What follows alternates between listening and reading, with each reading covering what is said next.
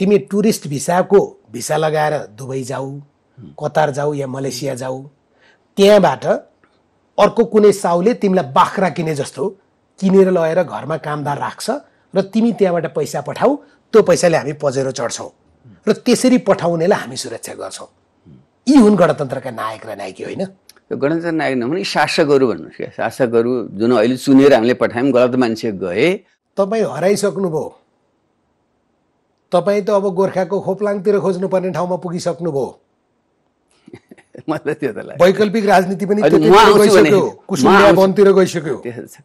जनताको चेतनाको कुरा गरिरहेको अब चाहिँ 84मा सिर्दैनहरू विदा हुन्छन् र नयाँ वैकल्पिक शक्तिहरू अगाडि आउँछन् र युवाहरू नै अगाडि आउँछन्। बाबुराम भट्टराईले तिनीहरूलाई साथ दिन्छ। बालेन शाह 6 महिनादेखि कार्यपालिकाको बैठक राख्न नसकेर बस्नु भएको छ।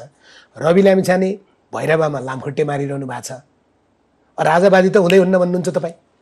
होइन, त्यो जनताले सिम्बोलिकली बुझ्नुभयो। उहाँले भनेको नयाँ आउँछन् भने हो कि, व्यक्ति छोड्यो भने एबिसिडी त कोही जो कोही आउँछ। नयाँ आउनुपर्छ र अग्रगामी सोच राख्ने, लोकतान्त्रिक सोच राख्ने, जनपक्षीय सोच राख्ने, स्वच्छ इमान्दारी छवि भएको मान्छे भनेको हो, त्यस्ता आउँछ। ठक्कै प्रचण्डले भनेको कुरा सुनाउँछु। अब बाबुरामलाई के गरी ल्याउने? उनको दिमाग चाहिँ ठाउँमा हुनु पर्यो नि, अनि पो ल्याउन सकिन्छ। सबै एकता भनेर निरपेक्ष एकता भन्ने हुँदैन, एकता सापेक्ष हुन्छ भनेको। तपाईँको त अझ अर्को एउटा शब्द पनि छ, हाँसोका पात्र भएका छन् बाबुराम।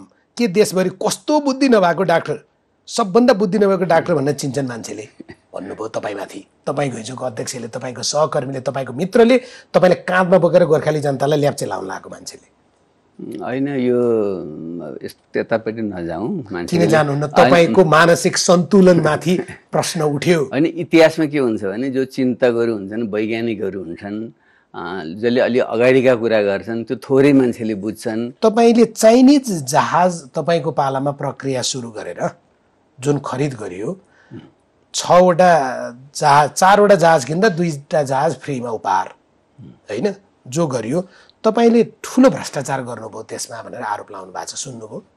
होइन, मैले त संसदमै छँदै मेरो चाहिँ सबै छानबिन गर्नु, सबभन्दा अगाडि दोषी प्रमाणित गर्नु हो भने म तयार छु भनिसकेको छु।